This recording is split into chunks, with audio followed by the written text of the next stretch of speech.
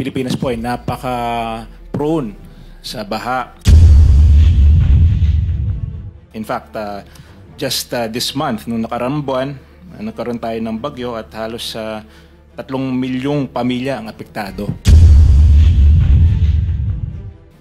So, base po sa karanasan ko bilang Secretary ng Public Works, napaka-importante po ang master planning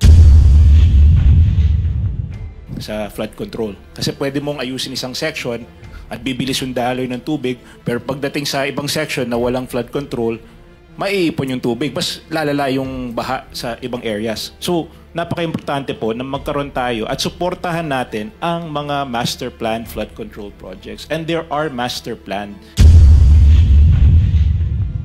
I am aware, may mga master plan talaga sa DPWH.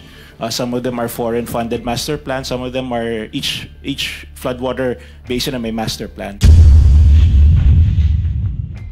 So, importante po, para sa akin, yung pondo ng taong bayan ay dapat nakatutok sa mga master plan projects ng DPWH. Thank you, Senator JV. I forgot the tradition. I'm sorry, I am a neophyte senator. I am guided by the tradition that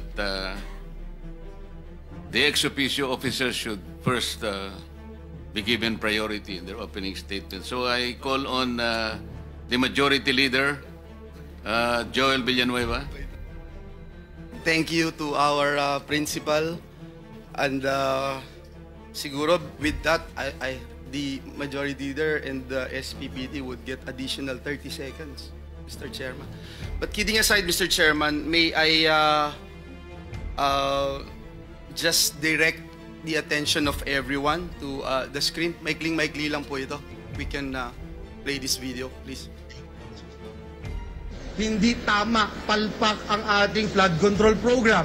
Meron po tayong 183 billion na budget ang DPWH alone. Hindi kasama ang DENR, hindi kasama ang ilang ahensya ng pamahalaan. And yet, tingnan nyo, dito sa Bulacan, about 1.7 billion. Pero halos lahat ng towns, lubog. Dito sa Kalumpit, lahat ng barangay, lubog. Dun sa Hagonoy, lahat ng barangay, lubog. Mr. Chairman, ito pong video na ito ay hindi ngayong taon, hindi nung isang taon, kung hindi almost more than 2 years ago, Mr. Chairman, August 1, 2023.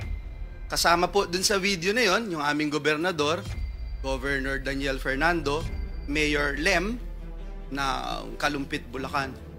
And just recently, the President went there. Kasama pa rin si Governor at si Mayor, at nakita pa rin, Mr. Chairman, na wala hong nangyayari and it's getting worse. Another video that I'd like to share, Mr. Chairman. Can we play the next video? Very short lang, Mr. Chairman. Pero wala ko silang... Si Senate Majority Leader Joel Villanueva gigil na gigil dahil drawing lang umano ang napala sa apela nilang proyekto kontra baha. Gayong may 183 billion pesos na pondo ang DPWH ngayong taon. Nagpondo po ako ng feasibility study. It took them 2 years bago magawa yung feasibility study. After na magawa yung feasibility study, ginawa ba? Hindi po. Ngayon ba ginagawa? Hindi din. Pero bukod sa flood control budget, meron ding flood mitigation at foreign assisted project funds ang DPWH na pag pinagsama-sama, papalo sa 280.6 billion pesos ngayong taon at 265 billion pesos sa 2024.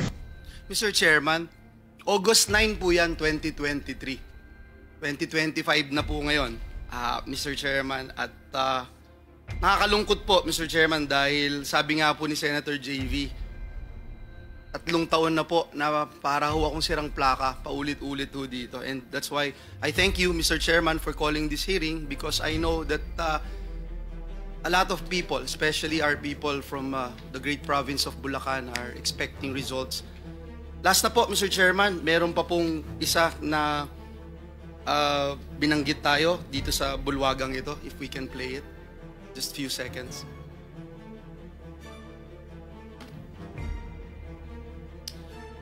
Abang hinihintay po, Mr. Chairman, just to put on record, 2023, ang daily budget, and this is just DPWH alone. At binanggit po ito kanina ni Senator Bato de la Rosa.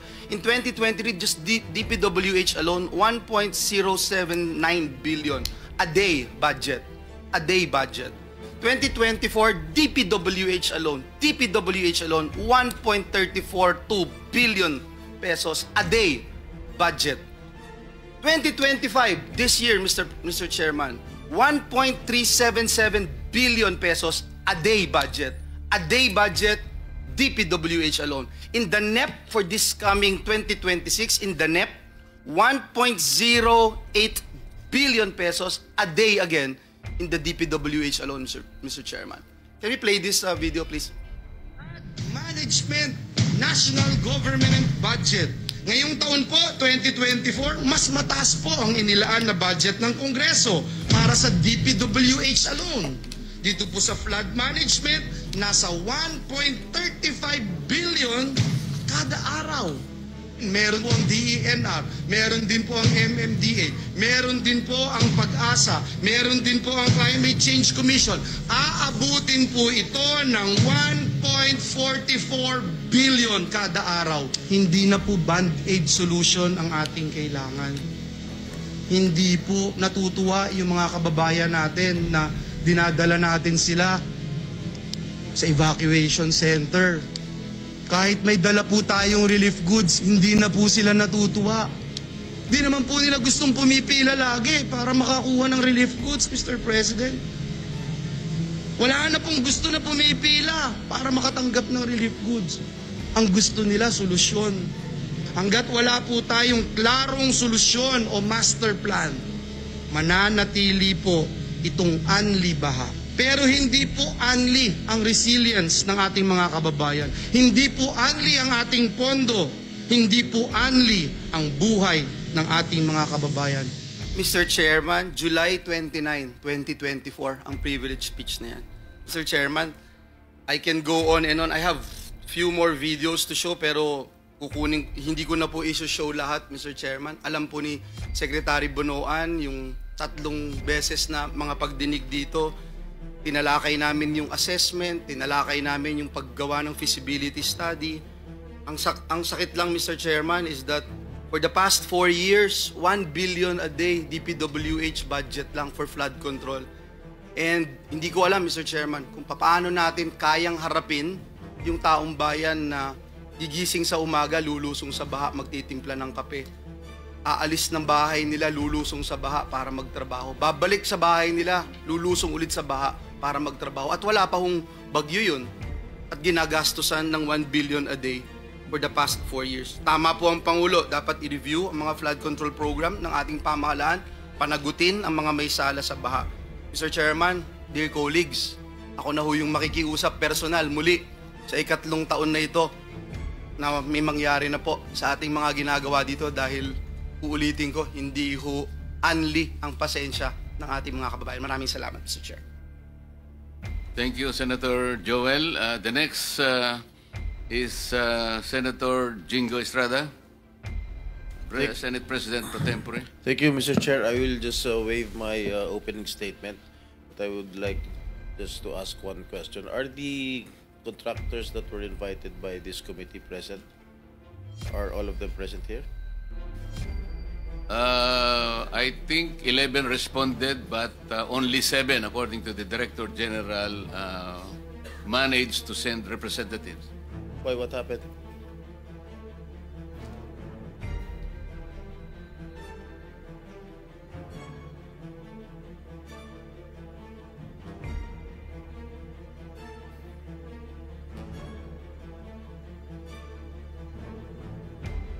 Karamihan sa kanila, Senator Jinggoy, nagkasakit lahat. Iba siguro ni nervyos. Sana So, Mr. Chair, with that, I move that we subpoena them for next hearing. ng motion, no. Senator Bato. So I will just waive my opening statement so we can proceed with the questioning of these officials concerned. Mr. Thank Chairman, you, just a quick intervention to the subpoena. May I recommend to our the Senate President pro tempore to subpoena the owners of the corporations, not merely representatives. Kasi na subukan na natin dito yan, pag representatives, wala hong isasagot ho yan.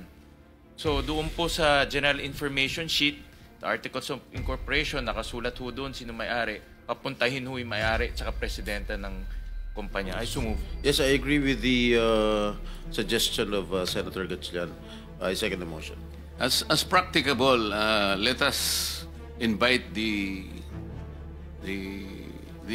owners, the head, the most responsible officer of the corporations involved. Pero kung halimbawa talaga namang may legal excuses, ang ipadadala nila somebody who can bind the corporation, yung makakasagot din sa atin, to be practical.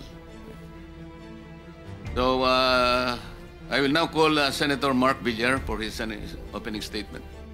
Thank you, Mr. Chairman.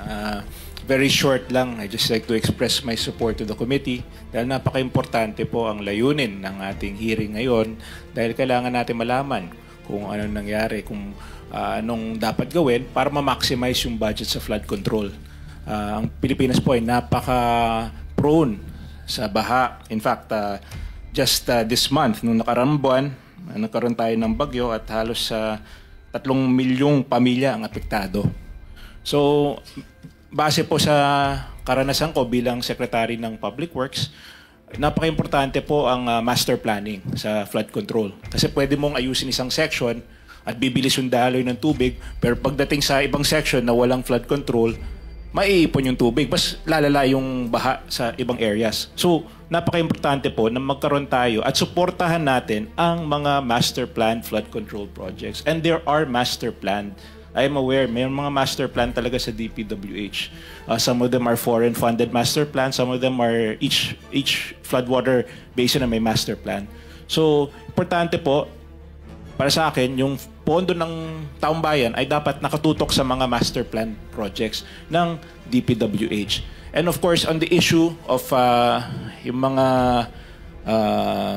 substandard, of course, we have to push for more accountability sa mga projects. Dapat dagdagan pa yung mga measures natin para hindi na maulit yung mga substandard projects na nung nagkaroon ng inspection si President Marcos na nakita siya mga substandard, ay yun ang kailangan natin solusyonan sa lalong madaling panahon dahil that's very unacceptable that we have substandard projects. So again, maraming salamat po, Mr. Chairman, and of course I'd like to thank all those who are joining us today for this committee. Thank you, Senator Mark. I now call Senator Gatchalian. Maraming salamat, Mr. Chairman. Kami rin po sa Valenzuela, hindi rin po kami ligtas sa pagbabaha. Noong 2024, kami rin po ay nagkaroon ng halos 2,000 na mga evacuees dahil binaho kami sa Bagyong Karina. This year, another 2,000 rin po dahil binabaho kami ulit. At sa pag-ikot ho namin sa iba't ibang parte ho ng ating bansa, katulad po sa Bulacan, sa lalawigan po ng ating majority leader, sa Kalumpit at sa Hagonoy, ganun rin po ang nararanasan ho nila. Hindi lang isang beses, hindi lang dalawang beses, napakatagal ho, dekada na yung nararanasan ho nila sa baha. At kaya ho ang aking pakiusap kay Secretary Bonoan, dahil nandito ho siya, this 2026, hindi na ho pwedeng business as usual. Hindi na ho natin pwedeng ulit-ulitin yung ginagawa ho natin sa loob po na napakaraming taon na. Nakita ko ho, this 2026 budget, meron na naman 274 billion pesos for flood control. Hindi ho kami magdadalawang isip, i-zero ho to at ilagay na lang ho sa mga eskwelahan kung ang itong flood control ay magiging ampaw lang na flood control at hindi ho magiging epektibo. Dahil kung gagastos ho tayo ng 274 billion sa ampaw at hindi epektibong proyekto, ilagay na lang ho natin sa paaralan dahil yan po yung aming pinaglalaban ni Senator Bam Aquino para po makumpleto na ho natin mga pagkukulang ho natin sa ating paaralan. Sa loob po ng 5 taon, from 2022 to 2025, dumastos na po ang gobyerno ng 1.4 trillion pesos in terms of flood control projects. 1.4 trillion pesos, 1/6 of our budget pumunta ho sa flood control projects. Pero wala hong nakikitang resulta at hindi nararamdaman po ng ating taong bayan. Kaya ang aking pakiusap po kay Secretary Bonoan, tama na ho yung paulit-ulit na problema dahil nasasayang po yung ating pera. At ang tao mawawalan ng tiwala at kumpiyansa sa pagbabayad ng buwis. Kung makikita ho lang nila na yung binabayad nilang buwis, pupunta lang po sa mga ampaw at hindi epektibong project. So mamaya, Mr. Chairman, meron po akong mga nakitang mga problema sa pag-award nitong mga proyekto at ipapakita ko na lang ho mamaya, Mr. Chairman, sa ating pagdinig. Maraming salamat po. Thank you, Senator Win. Let me acknowledge the arrival of the gorgeous Senator Amy Marcos. As usual, late ka na naman. I now call on Senator Bongo for his opening statement. Sir. Salamat, Mr. Chair. I fully support the objectives of this hearing. I want to commend our chairperson, Senator Rodante Marcoleta, for prioritizing this important issue before us. I agree with as Vice Chairperson of the Senate Committee on Finance and Vice Chairperson of the Senate Blue Ribbon Committee. I agree with Senator Gatchalian. Babantayan po namin itong budget for 2026 at bilang chairman ng Committee on Health, di na po bago sa ating bansa ang paghagupit ng mga bagyo at hindi na rin po bago sa atin ang pagbaha. Pero Mr. Chair, I share the observations that despite billions of pesos for funding for flood control projects, flooding becomes worse. Mas lalo pang tumataas at yung mga lugar na dating hindi naman kadalasang binabaha ngayon ay binabaha na rin. Taon-taon, pataas ng pataas ang budget para sa flood control pero pataas ng pataas rin po ang pagbabaha. At yung baha dyan sa PGH, pakita lang yung picture, hindi po na-address. Sana bigyan po ito ng priority ninyo. Mas malapit naman po ito sa atin at mas nakikita nyo, yung pondo po sa health is less than triple ang budget ng DPWH kumpara sa health. At tuwing nagbabaha po ay hindi lamang nakaka-apekto sa mga pagmamayari at kabuhayan ng ating mga kababayan, nilalagay nyo rin po sa alanganin ang buhay ng mga kababayan natin na biktima ng bagyo. I am also particularly concerned the reports of increasing number of leptospirosis cases overwhelming our hospitals. Sa kaikot ko sa mga hospital, sila ang binabaha. Pero yung budget ng health sa ngayon, halos triple ang budget ng DPWH kumpara sa health. 880 billion ang DPWH, 313 billion lamang po ang para sa health. Sana ilaan na lang po ang pondo na mapapakinabangan po ng taong bayan para sa health sa pagtatayo at pag-upgrade po ng mga hospitals, medical assistance at PhilHealth benefits. Mas baha nga sa mga hospital ngayon, hindi naman na-address until now. At I agree with our majority floor leader noong August 9, 2023 pa lamang ay nanawagan na tayo sa DPWH. Pakita ko lang po sa screen yung video nung hearing, no? Ito. Then, ang hiningi lang po natin ay accomplishment report nyo dito sa mga taong ito. And can you submit to the committee a copy of your master plan for your flood control programs? At gusto nating malaman kung wala ba talagang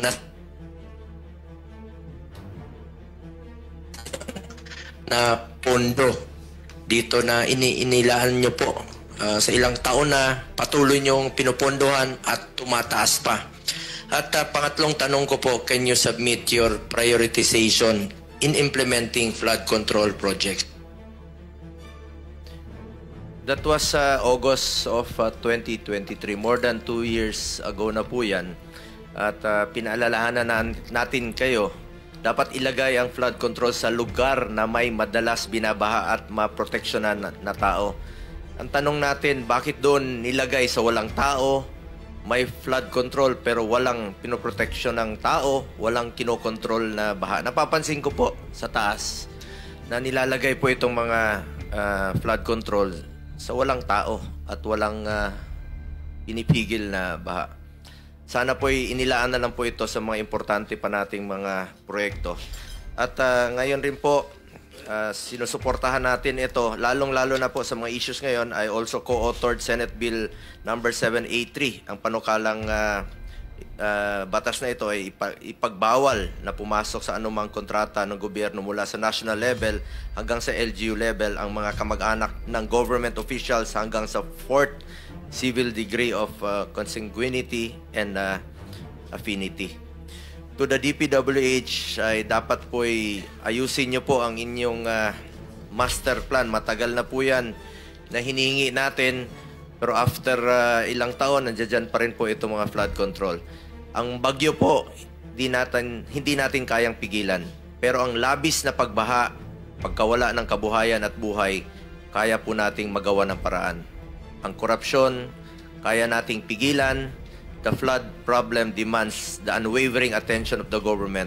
Let us make corrupt officials accountable. I call upon everyone here as today to carefully deliberate, draw upon expert insights, and work together for a solution to resolve this matter. Maraming salamat po, Mr. Chair. Mamaya na lang po magtatanong.